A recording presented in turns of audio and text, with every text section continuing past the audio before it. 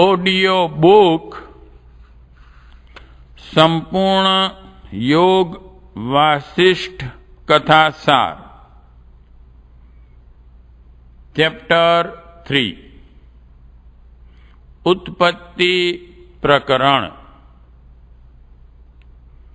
हे श्री राम, जिसमें मुमुक्षुओं के व्यवहारों का ही प्रधान रूप से वर्णन है, उस मुमुक्षु व्यवहार प्रकरण के बाद अब मैं इस उत्पत्ति प्रकरण का वर्णन करता हूं।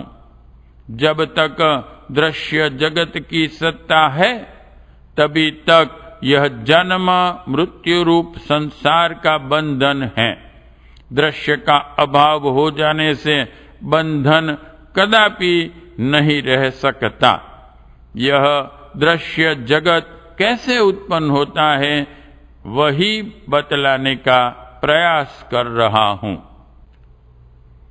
स्वर्ण निर्मित कड़ा सोना ही है। उस सोने से कटकर कड़ा जैसे पृथक नहीं किया जा सकता, उसी प्रकार जगत पर ब्रह्म पर ही आधारित है, अतः उससे पृथक नहीं है। ब्रह्म में ही जगत की कल्पना हुई है, जगत में ब्रह्म की नहीं, अतः वह ब्रह्म से भिन्न नहीं है। जैसे मरु मरीचिका में प्रतीत होने वाली नदी अपने भीतर न होने पर भी चंचल तरंगों का विस्तार करती हैं और वे तरंगे सच्ची सी जान पड़ती हैं, उसी प्रकार मन ही उस जगत रूपी इंद्रजाल की संपत्ति का विस्तार करता है और वह संपत्ति असत होने पर भी सत्य सी प्रतीत होती है। हे श्री राम, दृश्य प्रपंच का अस्तित्व ही दृष्टा का बंधन कहा गया है। दृश्य के बल से ही दृष्टा बंधन में पड़ा है। दृश्य का निवारण हो जाने पर वह उस बंधन से मुक्त हो जाता है। त्वम यानी कि तू, अहम यानी कि मैं, और इदम यानी कि यह इत्यादि रूपों में कल्पित जो मिथ्या जगत हैं, उसी को दृश्य कहते हैं। जब तक वह दृश्य बना रहता है, तब तक मोक्ष नहीं होता।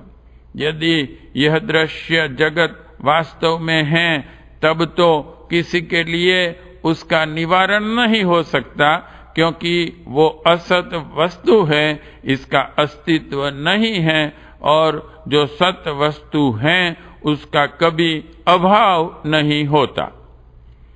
चित्त स्वरूप आत्मा का जिसे बोध नहीं है, वह दृष्टा जहाँ कहीं भी रहता है, वहीं उसकी दृष्टि के समक्ष इस जगत का वैभव प्रकट हो जाता है। जैसे हृदय स्थित स्वप्न एवं संकल्प तुम्हारे द्वारा अनुभव से ही देखे जाते हैं, उसी प्रकार यह दृश्य जगत तुम्हारे हृदय में ही स्थित है और अपने अनुभव से ही दृष्टिगोचर होता है। हे श्री राम, मनवंतर आरंभ होने पर जब संपूर्ण प्राणियों को अपना ग्रास बनाने वाली मृत्यु प्रजा का संहार करती हुई सबल हो उठी, तब उसने स्वयं ही ब्रह्मा जी पर आक्रमण करने का उद्योग आरंभ किया। उस समय धर्मराज यम ने उसे शीघ्र ही इस प्रकार शिक्षा दी। हे मृत्यो, वे ब्रह्मा चिन्मय व्योम स्वरूप हैं। उनकी आकृति पृथ्वी आदि पांचों भूतों से रहित हैं। वे मनोमय और संकल्प रूप हैं। भला उन पर कैसे आक्रमण किया जा सकता है? जो चेतन आकाश के समान चमत्कार पूर्ण और चिन्मय आकाश के समान अनुभव रूप हैं, वे ब्रह्मा चिन्मय आकाश ही हैं। हे श्री राम, जिसका पूर्व जन्मों में उपार्जित कर्मों से युक्त पूर्व शरीर रहा है, उसी को इस जन्म में संसार स्थिति की कारणभूत स्मृति का होना संभव है। जब ब्रह्मा का कोई प्राक्तन कर्म है ही नहीं, तब उन्हें पूर्व जन्म की स्मृति का उदय कहां से और कैसे होगा? सूतराम उनसे उत्पन्न हुए जगत का भी कोई सहकारी कारण नहीं है। अतः यहाँ कारण से कार्य में कोई विचित्रता या विलक्षणता नहीं है। इसलिए जैसे कारण शुद्ध हैं, वैसे कार्य भी शुद्ध ब्रह्म ही हैं। यह सिद्धांत स्थिर हुआ। जब तक दृष्टा और दृश्य का विवेक न किया जाए, तब तक अज्ञान का उच्छेद न होने से मन में दृश्य वर्ग की प्रतीति होती है। यदि दृश्य रूप दुख सत्य हो, तो उसकी कभी शांति नहीं हो सकती, और दृश्य की शांति न होने पर ज्ञाता में कैवल्य यानी कि मोक्ष की स्थिति नहीं हो सकती। दृश्य का अभाव हो जाने पर ज्ञाता में ज्ञातृ भाव स्थित हो तो भी वह शांत या निवृत्त हो जाता है। वही यानी कि ज्ञाता का कैवल्य ही उसका मोक्ष कहा गया है।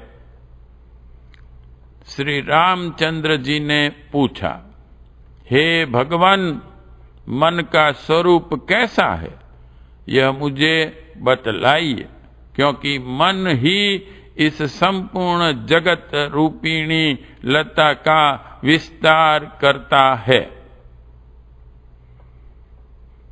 हे श्री राम, जैसे शून्य तथा जड़ आकार वाले आकाश का नाम मात्र के अतिरिक्त दूसरा कोई रूप दृष्टिगोचर नहीं होता, उसी प्रकार शून्य एवं जड़ रूप इस संकल्पात्मक मन का नाम के सिवाय कोई भी वास्तविक रूप नहीं दिखाई देता।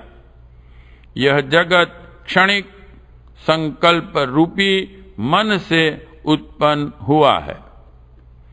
मृग तृष्णा में प्रतीति होने वाले जल तथा चंद्रमा में भ्रम से दिखने वाले द्वितीय चंद्रमा के समान ही इस मनः कल्पित जगत का स्वरूप है। हे रघुनंदन, संकल्प को ही मन समझो। दृष्टा से दृश्य की पृथक सत्ता न होने के कारण दृश्य का अभाव हो जाने पर जो दृष्टा में बलात् दृष्टापन का अभाव प्राप्त होता है, उसी को तुम असत मिथ्या दृश्य के बाधित दृश्य होने से सन्मात्र चिन्मय रूप में अवशिष्ट हुए आत्मा का कैवल्य समझो। श्री राम ने पूछा, हे ब्राह्मण, यदि दृश्य सत्य है, तब तो यह शांत या निवृत्त नहीं हो सकता, क्योंकि सत्य का कभी अभाव नहीं हो सकता। श्री वशिष्ठ जी ने कहा, हे रघुनंदन, जिस वस्तु की सत्ता है उसका कभी नाश नहीं होता। यह जो कुछ आकाश आदि भूत और अहंकार के रूप में लक्षित होता है, वह सब व्यवहार दशा में जगत है, किंतु परमार्थ दशा में ब्रह्म है। ब्रह्म के सिवा जगत शब्द का दूसरा कोई वास्तविक अर्थ है ही नहीं। हमारे सामने यह जो कुछ दृश्य प्रपंच दृष्टि गोचर होता है वह सब अजर अमर एवं अव्यय पर ब्रह्म ही है। सर्वत्र पूर्ण का प्रसार हो रहा है। शांत पर ब्रह्म में शांत जगत स्थित है। यह जगत सृष्टि के आदि में उत्पन्न नहीं हुआ था, इसलिए इसका अस्तित्व सर्वथा नहीं है। जैसे स्वप्न आदि में मन से ही नगर की प्रतीति होती है, उसी प्रकार यह जगत भी मन से ही उत्पन्न होकर प्रतीति का विषय हो रहा है। स्वयं मन ही सृष्टि के आदि में उत्पन्न न होने के कारण असत स्वरूप हैं। उस असत रूप मन से कल्पित होने के कारण भी यह जगत असत ही है। हे श्री राम, महाप्रलय होने पर जब जगत अति सूक्ष्म रूप से स्थित होने के कारण अपने कार्य में असमर्थ हो जाता है, उस समय वह संपूर्ण भावी दृश्य वर्ग की सृष्टि से पहले विक्षेप रहित शांतावस्था में ही शेष रहता है। उस प्रलय काल में केवल कभी अस्त न होने वाले सूर्य देव स्वयं ज्योति, अजन्मा, रोग शोक से रहित, सदा सर्वशक्तिमान, सर्वस्वरूप परमात्मा महेश्वर ही विराजमान होते हैं। हे रघुनंदन, पर ब्रह्म परमात्मा देवताओं के भी देवता है। उनके ज्ञान से ही मोक्ष की प्राप्ति होती है। क्लेश युक्त सकाम कर्मों के अनुष्ठान से नहीं। संसार बंधन की निवृत्ति या प्राप्ति के लिए ज्ञान ही साधन है। ज्ञान के अतिरिक्त सकाम कर्म आदि का इसमें कोई भी उपयोग नहीं है, क्योंकि मृग तृष्णा में होने वाले जल के भ्रम का निवारण करने के लिए ज्ञान का ही उपयोग देखा गया है। ज्ञान से ही उस भ्रम की निवृत्ति होती है, किसी कर्म से नहीं। सत्संग तथा सत शास्त्रों के स्वाध्याय में तत्पर होना ही ब्रह्म ज्ञान की प्राप्ति में हेतु है। वह स्वाभाविक साधन ही मोहजाल का नाशक होता है। यह परमात्मा सत्स्वरूप ही है। ऐसे ज्ञान मात्र से ही जीवन के दुख का निवारण होता है तथा वह जीवन मुक्त अवस्था को प्राप्त होता है। श्री रामचंद्र जी ने पूछा, हे गुरुदेव, सबके आत्म स्वरूप इन परमात्मा के ज्ञान मात्र से कष्टप्रद जन्म मरण आदि फिर कभी बाधा नहीं देते। अतः बताइए कि ये महान देवाधिदेव पर ब्रह्म परमात्मा किस उपाय से शीघ्र प्राप्त होते हैं।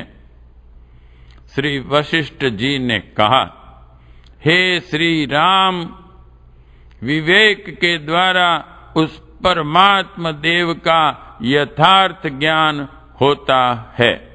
इसलिए पुरुषोचित प्रयत्न के द्वारा भवरोग के निवारण के लिए मुख्य औषधों का संग्रह करना चाहिए। हे रघुनंदन, जिन परमात्मा देव की चर्चा की गई है, ये कहीं दूर नहीं रहते। सदा शरीर में ही स्थित हैं और चिन्मय रूप से विख्यात हैं। ये ही चिन्मय चंद्रशेखर शिव हैं। ये ही चिन्मय गरुड़ वाहन विष्णु हैं। ये ही चिन्मय सूर्य हैं तथा ये ही चिन्मय ब्रह्मा है। कार्य कारण स्वरूप इन पर ब्रह्म परमात्मा का साक्षात्कार हो जाने पर इस साधन परायण के हृदय की गांठ खुल जाती है, संपूर्ण संशय छिन्न भिन्न हो जाते हैं और संपूर्ण शुभाशुभ कर्म नष्ट हो जाते हैं। श्री राम ने पूछा, हे ब्राह्मण, जिनका ज्ञान या साक्षात्कार होने पर मन संपूर्ण मोह महासागर के पार हो जाएगा, उन पर ब्रह्म परमात्मा का यथार्थ स्वरूप कैसा है? श्री वशिष्ठ जी ने कहा, हे रघुनंदन, जिस ज्ञान रूपी महासागर में नाश आदि विकार के बिना ही ज्यों के त्यों स्थित हुए इस संसार का अत्यंत अभाव सिद्ध होता है, वही परमात्मा का स्वरूप है, जो परम चिन्मय होने के कारण अत्यंत सूक्ष्म होकर भी अज्ञानी जनों की दृष्टि में विशाल पाषाण की भांति स्थूल रूप से स्थित प्रतीत होता है तथा चिन्मय होता हुआ भी मूढ़ मनुष्यों के अंतःकरण में जड़ के तुल्य ही जान पड़ता है, वह परमात्मा का स्वरूप है। श्री रामचंद्र जी ने पूछा, हे मुने, परमात्मा सत है यह कैसे जाना जाता है तथा इतने बड़े इस जगत नामक दृश्य को असत कैसे समझा जाता है? आप कहते हैं कि इसकी उत्पत्ति हुई ही नहीं, यह बिना हुए ही प्रतीत हो रहा है, यह बात कैसे समझ में आए? हे रघुनंदन, जैसे रूपहीन आकाश में ब्रह्मवश नील पीत आदि वर्णों की प्रतीति होती है, उसी प्रकार सच्चिदानंदमय ब्रह्म में यह जगत संबंधी ब्रह्म उत्पन्न हुआ है। इस ब्रह्म के अत्यंता भाव के ज्ञान में यदि पूरी दृढ़ता हो जाए तभी ब्रह्म का स्वरूप ज्ञात होता है, दूसरे किसी कर्म से नहीं। श्री रामचंद्र जी ने पूछा, हे भगवान, यह किस युक्ति से जाना जाता है कि दृश्यमान जगत ब्रह्म ही है? हे रघुनंदन, यह मिथ्या ज्ञान रूपिणी विषुचिका चिरकाल से दृढ़ मूल हो गई है।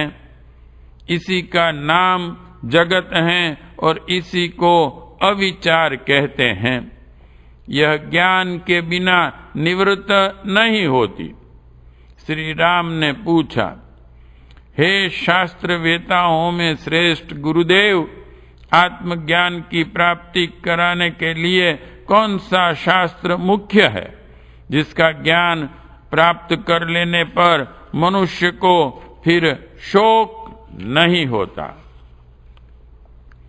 श्री वशिष्ठ जी ने कहा, हे महामते, जिन शास्त्रों में मुख्यतः आत्मज्ञान का ही प्रतिपादन हुआ है, उनमें यह महारामायण नामक शास्त्र ही सबसे श्रेष्ठ और शुभ है।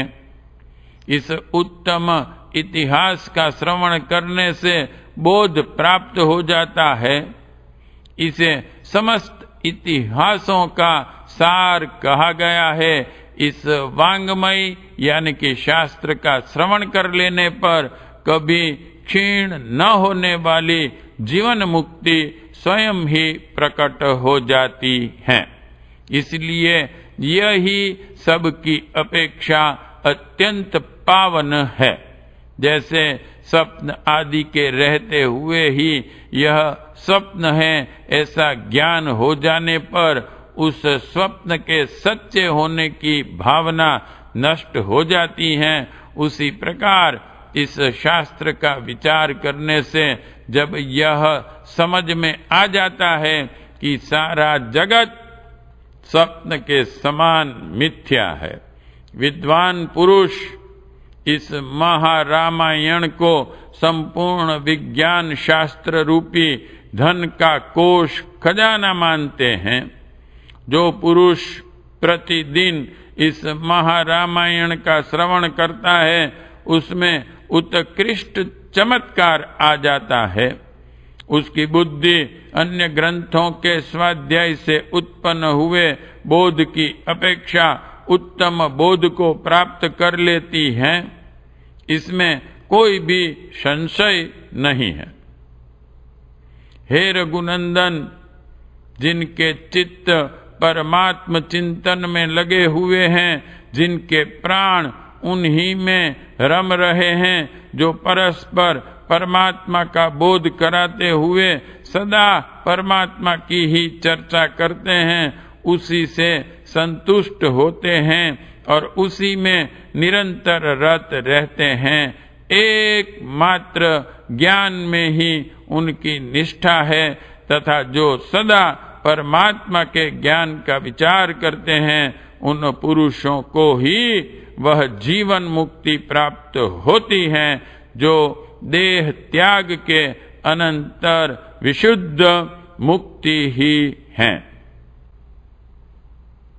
शास्त्रानुकूल व्यवहार करते हुए भी जिस पुरुष की दृष्टि में ज्यों का त्यों स्थित हुआ यह जगत विलीन हो जाता है और आकाश के समान शून्य प्रतीत होने लगता है, वह जीवन मुक्त कहलाता है।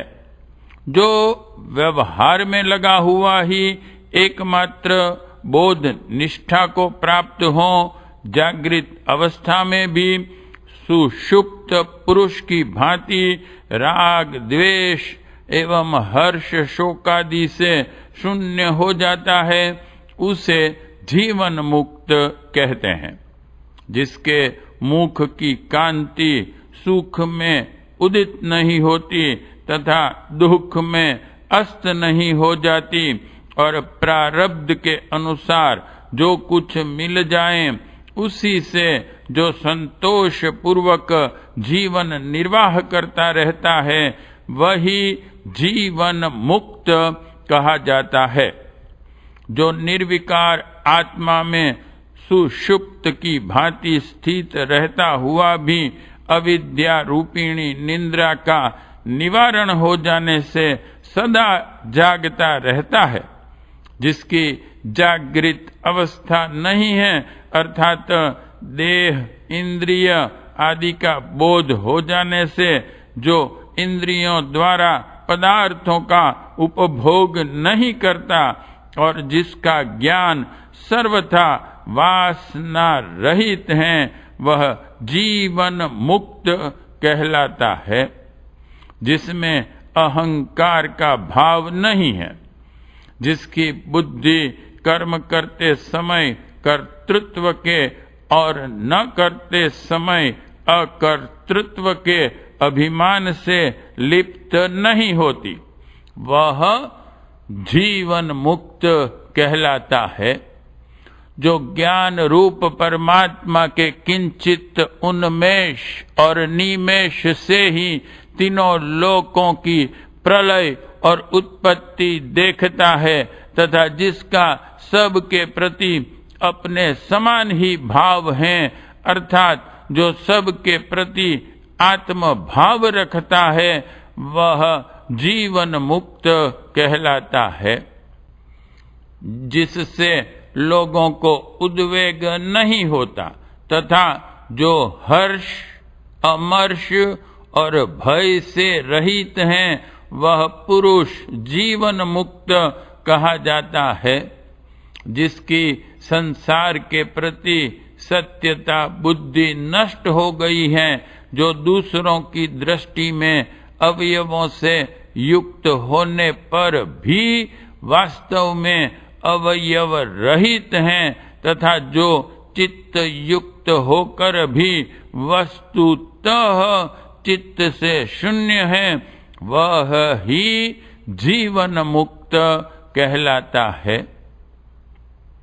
हे श्री राम, विदेह मुक्ति ही मुक्ति कहलाती है।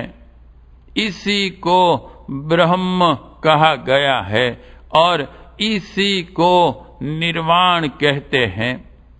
इसकी प्राप्ति कैसे होती है यह बता रहा हूं, सुनो। मैं, तुम, यह, वह इत्यादि रूप से जो यह दृश्य प्रपंच दिखाई देता है, यह यद्यपि सत्य रूप से प्रतीत होता है, तथापि बंध्या पुत्र के समान इसकी कभी उत्पत्ति हुई ही नहीं, ऐसा निश्चय हो जाने पर यह मुक्ति प्राप्त होती है।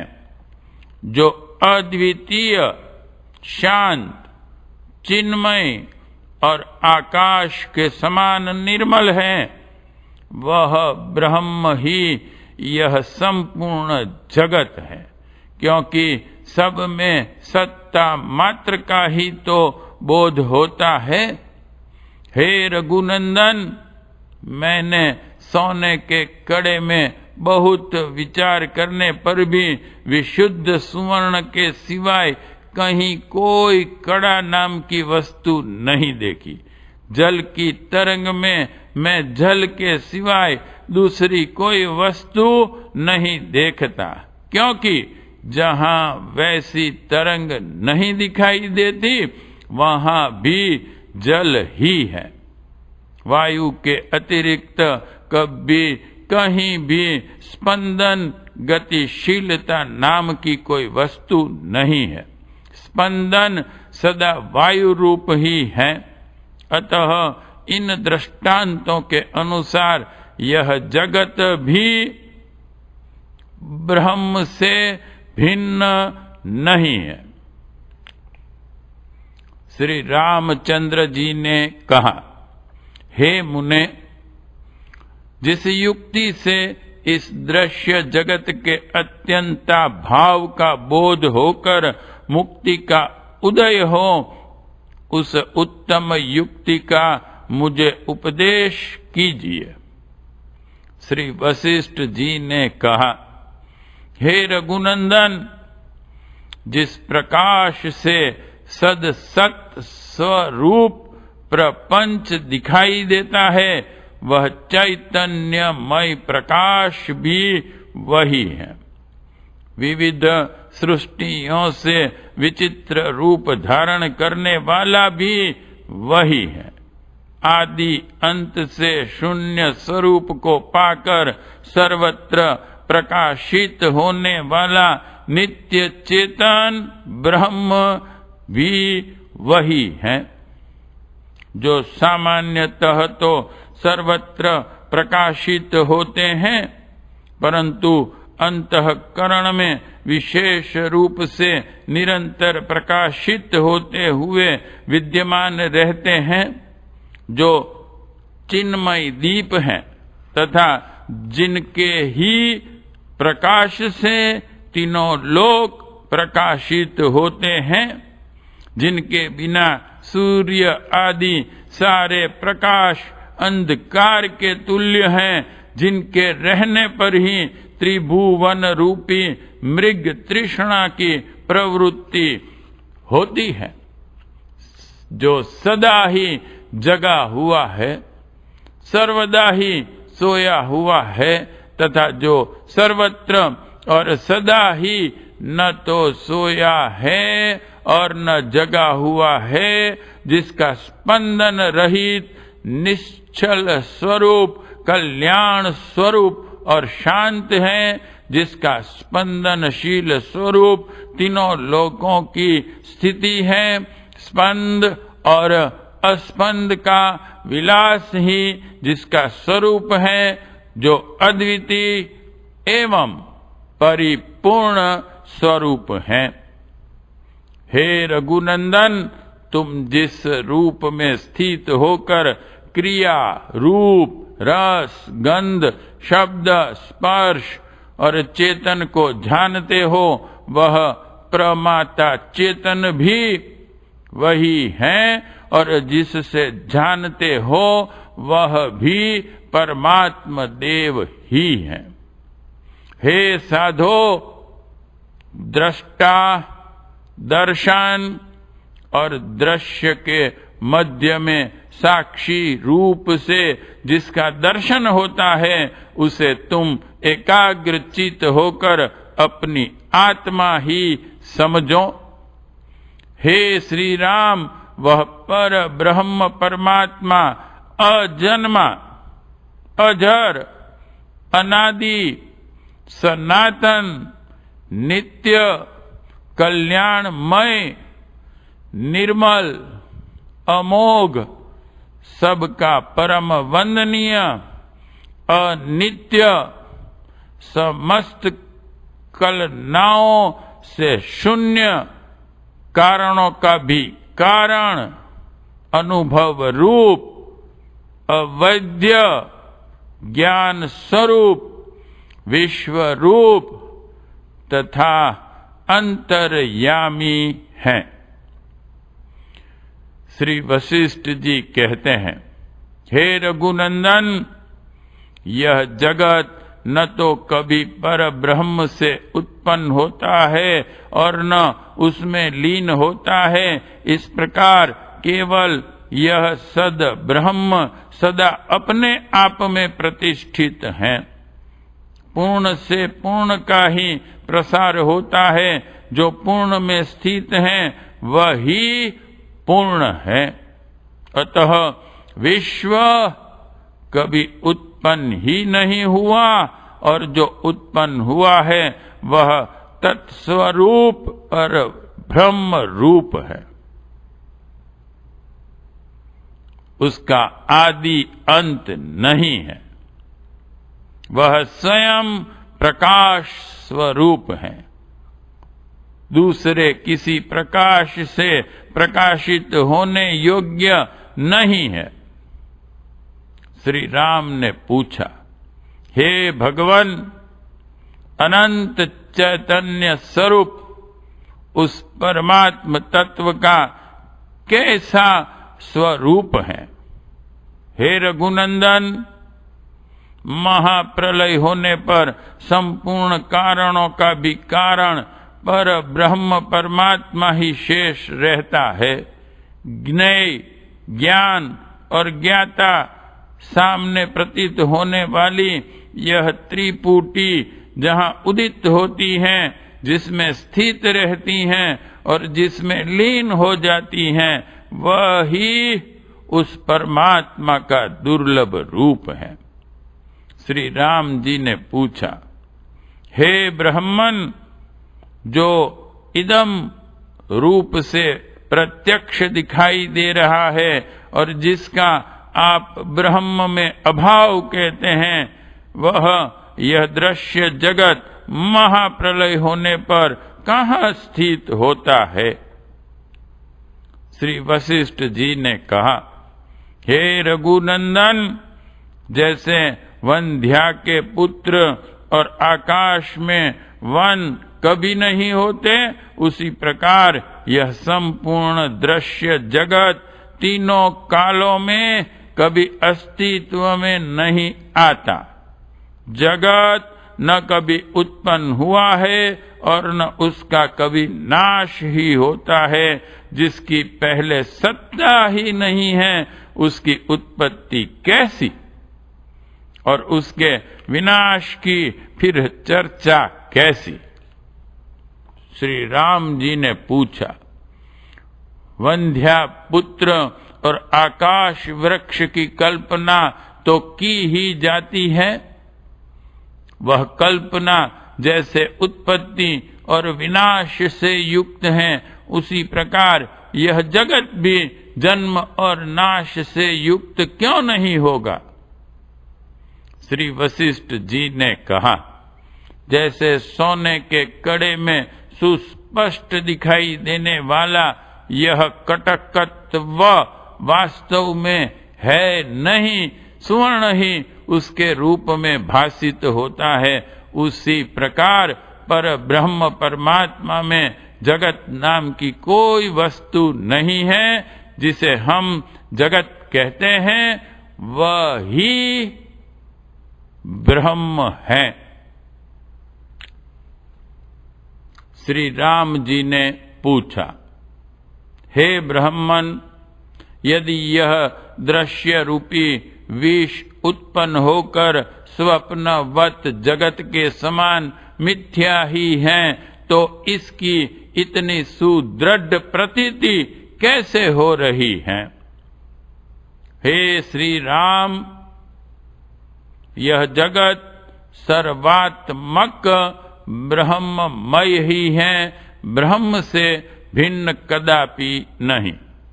जगत रूप में जो इसकी प्रतीति होती है वह सर्वथा असत है। हे रघुनंदन, यह प्रसिद्ध परमात्मा एक ही है। श्री वशिष्ठ जी कहते हैं, हे रघुनंदन, जैसे सुषुप्ति ही स्वप्नवत प्रतीत होती है, उसी प्रकार ब्रह्म ही सृष्टि के रूप में प्रतीति का विषय हो रहा है। एक पुरुष की वासना मात्र का कार्य से स्वप्न की घनी सुदृढ़ प्रतीति नहीं होती, परंतु यह प्रपंच समष्टि की वासना का कार्य होने के कारण होने उसकी सुदृढ़ एवं क्रमबद्ध प्रतीति होती है। सर्वात्मक ब्रह्म ही इस प्रपंच का अधिष्ठान है। पंचभूतों की जो तन्मात्राएं हैं वे ही जगत का बीज हैं। पंच तन्मात्राओं का बीज आदि माया शक्ति है, जिसका परमात्मा से व्यवधान रहित साक्षात संबंध है तथा वही जगत की स्थिति में हेतु है। इस प्रकार वह चिन्मय, अजन्मा एवं सबका आदिभूत परमात्मा ही माया द्वारा जगत का बीज होता है। माया के हट जाने पर वही अपने विशुद्ध रूप से सदा अनुभव में आता है। इसलिए यह जगत वैभव चिन्मय परमात्मा का रूप ही है। मनोमय शरीर वाला जीव अपने मनोमय देहाकाश में ही स्थूलता की भावना करके स्थूल देहधारी हो गया है। वह अपनी कल्पना के भीतर ही स्थित हुए ब्रह्मांड का दर्शन करता है। मनोमय शरीरधारी जीव मन को ही आत्मा समझता है। उस आत्मभूत चित्त से अपने संकल्प के अनुसार अपने ही लिए गर्भ रूपी गृह, देश, काल, कर्म तथा द्रव्य आदि की कल्पनाओं की भावना करता हुआ नाम आदि का निर्माता बनकर वह अतिवाहिक देहधारी जीव अपने द्वारा कल्पित विभिन्न नामों से उन पदार्थों की और अपने को भी असत्य जगत रूपी ब्रह्म में बांधता है। जैसे मिथ्या भूत स्वप्न में झूठे ही अपनी उड़ान प्रतीत होती हैं, उसी प्रकार असत्य जगत रूपी भ्रम में ही यह जीवात्मा मिथ्या विकास को प्राप्त होता हुआ जान पड़ता है, वह कभी उत्पन्न नहीं हुआ। यह दृश्य जगत जो आत्मा में सर्वथा कल्पित भ्रम रूप है, शांत, आधार रहित, आधेय शून्य, अद्वैत तथा एकत्व के व्यवहार से भी शून्य ब्रह्म रूप ही है। यद्यपि इस जगत रूपी भ्रम की प्रतीति होती है, तथापि उसके रूप में कोई वस्तु उत्पन्न नहीं हुई है। चारों ओर से शून्य जो निर्मल चेतनाकाश यानी कि ब्रह्म प्रतिष्ठित हैं, वही सदा सर्वत्र अपने स्वरूप से स्थित है। उसमें न संपूर्ण संसार है, न उसका कोई आधार है, न आधेय है, न दृश्य है, न उसमें दृष्टापन है, न ब्रह्मांड है, न ब्रह्मा है, और न कहीं कोई वितंडाड़ावाद ही है। न जगत है, न पृथ्वी है। यह संपूर्ण दृश्य शांत स्वरूप निर्मल ब्रह्म ही है।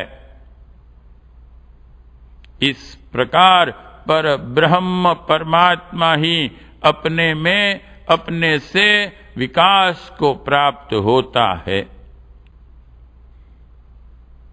जैसे तरल होने के कारण जल ही अपने में आवर्त रूप से प्रतीत होता है, उसी प्रकार चित्त रूप होने के कारण आत्मा ही अपने में जगत सा प्रतीत होता है।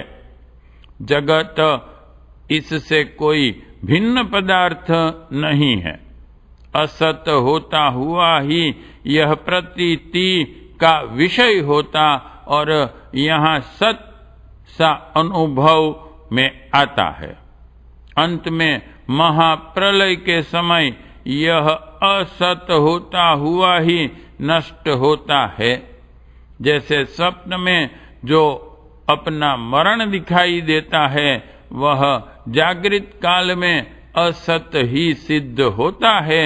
उसी प्रकार अज्ञान अवस्था में प्रतीत होने वाला यह दृश्य प्रपंच ज्ञान होने पर असत ही सिद्ध होता है, अथवा प्रलय काल में जो इसका संहार होता है, वह स्वप्नावस्था में प्रतीत होने वाले अपने ही मरण के समान मिथ्या है। अथवा ब्रह्म का अपना ही स्वरूप होने के कारण यह दृश्य प्रपंच सन्मात्र, अनामय, अखंडित, परिपूर्ण, अनादि, अनंत तथा चेतन आकाश रूप ब्रह्म ही है। इससे अतिरिक्त इसकी सत्ता नहीं है। हे रघुनंदन, इस प्रकार अहंता आदि दृश्य समूह भूत जगत वास्तव में कोई वस्तु नहीं है। कभी उत्पन्न न होने के कारण इसका अस्तित्व है ही नहीं, और जिसका अस्तित्व है वह तो पर ब्रह्म परमात्मा ही है। केवल एकमात्र शुद्ध चिद धन निर्मल एवं सर्वव्यापक ब्रह्म ही सर्वत्र विराजमान है। वह सर्वशक्तिमान होने से जिन जिन कौशलपूर्ण कल्पनाओं की भावना करता है, उन्हें स्वयं ही प्राप्त करता है, स्वयं तदरूप हो जाता है।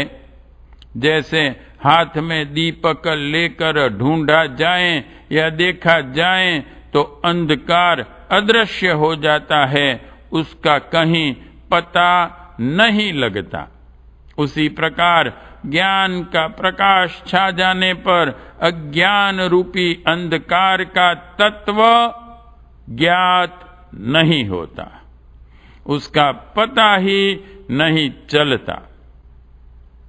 इसी प्रकार अखंड व्यवधान शून्य अनादि अनंत तथा सर्वशक्तिमान जीवात्मा जो कभी बाधित न होने वाले महाचैतन्य रूपी सारभूत अंश से रूपवान प्रतीत होता है, वह ब्रह्म ही है, उससे भिन्न नहीं है। चैतन्य प्रधान अहंकार करता है और स्पंद प्रधान अर्थात हिलना चलना आदि चेष्टामय प्राण कर्म क्रिया है। इन दोनों में कोई भेद नहीं है, क्योंकि कर्ता का अपनी क्रिया भेद नहीं दिखाई देता। चित्त का स्पंदन मात्र ही क्रिया प्राण है, इससे संयुक्त पुरुष ही जीव कहा गया है। इस प्रकार जीव और जगत में भी भेद नहीं है। कार्य कारण आदि भाव रूप जगत चेतन आत्मा से भिन्न नहीं है, वह चैतन्य प्रकाश की एक झलक मात्र है। अतः जहाँ सब भेदों का लय हो गया है, वह परमात्मा ही जगत है, यह सिद्ध हुआ। जगत चेतन रूपी एकमात्र आकाश की शून्यता है। ब्रह्म रूप से यह सत है और जगत रूप से असत। जगत चेतन रूपी आलोक का महान रूप है। ब्रह्म दृष्टि से वह सत है और उससे भिन्न रूप में उसकी सत्ता का सर्वथा अभाव है। ये तीनों लोक सत आत्मा का स्वरूप भूत होने से सत हैं, अन्यथा इसका कोई अस्तित्व नहीं है। चिन्मय परमात्मा में अवयव और अवयवी इन दोनों शब्दों के अर्थ खरगोश के सिंग की भांति असत हैं। संपूर्ण पदार्थ समूहों के अधिष्ठान भूत चेतन आकाशमय परमात्मा में इस भूताकाश जनित वायु आदि जगत रूपी मल की प्रतीति होती है, परंतु जब असंग भूताकाश से ही उसके कार्य भूत वायु आदि का संबंध नहीं है, तब चेतन महाकाश स्वरूप परमात्मा में इस प्रपंच की सत्ता असत्ता तथा तू मैं आदि भावों के संबंध कैसे हो सकते हैं। पूर्व काल में इस भूतल पर पद्म नाम से प्रसिद्ध एक राजा हुए, जो अपने कुल रूपी सरोवर में प्रफुल्ल कमल के समान शोभा पाते थे। वे राज लक्ष्मी से संपन्न और अनेक पुत्रों से युक्त होते हुए भी विवेकशील थे। राजा पद्म की पत्नी का नाम लीला था। वह बड़ी सुंदर तथा सब प्रकार के सौभाग्य से संपन्न थी। लीला अपने पति की अनन्य प्रिया एकमात्र वल्लभा थी। उसका अपने पति में अनन्य अनुराग था। ऐसी भार्या के प्रति महाराज पद्म ने भूतल की अप्सरासी मनोहर अपनी उस प्रेयसी के साथ स्वाभाविक प्रेम रस का आस्वादन करते हुए विहार किया।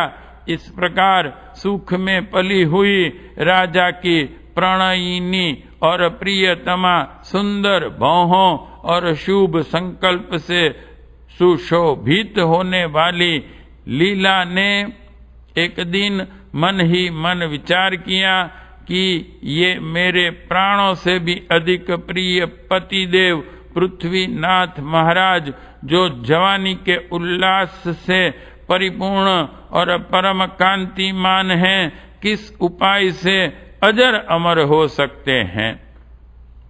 मैं जप तप एवं यम नियम आदि चेष्टाओं से ऐसा प्रयत्न करूं जिससे ये राजा अजर अमर हो जाएं। पहले मैं ज्ञान, तपस्या और विद्या में बढ़े चढ़े ब्राह्मणों से पूछती हूँ कि कौन सा ऐसा उपाय है जिससे मनुष्यों की मृत्यु न हो। उसने ब्राह्मणों को बुलवाया, उनकी पूजा करके नतमस्तक हो बारंबार पूछा, हे विप्रगण, मुझे और मेरे पति को अमरत्व कैसे प्राप्त हो सकता है। ब्राह्मण बोले, हे देवी, जप तप और यम नियमों का पालन करने से सिद्धों की समस्त सिद्धियां प्राप्त हो सकती हैं, परंतु उनसे अमरत्व कदापि नहीं मिल सकता। ब्राह्मणों के मुख से यह बात सुनकर अपने प्रियतम के भावी वियोग से भयभीत हो लीला ने अपनी बुद्धि से ही फिर तत्काल इस प्रकार सोचना आरंभ किया, यदि दैववश पति के सामने मेरी मृत्यु हो गई तब तो मैं संपूर्ण दुखों से छूटकर परमात्मा में सुखपूर्वक स्थित हो जाऊंगी, किंतु यदि सहस्त्र वर्ष के बाद पहले मेरे पति ही चल बसे तो मैं ऐसा यत्न करूंगी जिससे उनका जीव घर से बाहर न जा सकेगा। फिर तो मैं अपने अंतःपुर के मंडप में, जहां मेरे पतिदेव का जीव विचर रहा होगा, पति के दृष्टि पथ में रहकर सदा सुखपूर्वक निवास करूंगी। अपने संकल्प की सिद्धि के लिए मैं आज से ही जप, उपवास और नियमों द्वारा ज्ञानमयी सरस्वती देवी की तब तक आराधना करती रहूंगी जब तक कि वे पूर्ण रूप से संतुष्ट न हो जाएं। ऐसा निश्चय कर उस श्रेष्ठ नारी ने अपने स्वामी को बताए बिना ही नियम पारायण हो शास्त्रीय विधि के अनुसार उग्र तपस्या आरंभ कर दी। 3-3 रात बीत जाने पर वह भोजन करती और देवता, ब्राह्मण, गुरु, ज्ञानी एवं विद्वानों की पूजा में तत्पर रहती थी। वह अपने शरीर को सदा स्नान, दान, तप और ध्यान में लगाए रहती थी। संपूर्ण शास्त्रीय कर्मों का फल अवश्य मिलता है, ऐसा आस्तिकता पूर्ण बुद्धि से युक्त हो वह सदाचार का पालन करती और पति के क्लेशों का निवारण करने में दत्तचित्त रहती थी। अपनी वर्तमान स्थिति का उसने पति को पता नहीं लगने दिया। इस तरह नियम पालन से सुशोभित होने वाली उस भोली भाली लीला ने लगातार 300 रातों तक कष्टप्रद चेष्टाओं के द्वारा तपस्या का निर्वाह किया। 100 त्रिरात्र व्रतों की पूर्ति हो जाने पर उसके द्वारा पूजित और सम्मानित हों गौरवाणा भगवती वागीश्वरी सरस्वती संतुष्ट हो उसके सामने प्रकट हुई और बोली, हे बेटी, तुमने जो निरंतर तपस्या की है वह तुम्हारे पति भक्ति के कारण अधिक उत्कर्षशालिनी हो गई हैं। उससे मैं तुम पर बहुत संतुष्ट हुई हूं, अतः तुम मुझसे कोई मनवांछित वर ग्रहण करो। साउंड ट्रैक नंबर 1 समाप्त।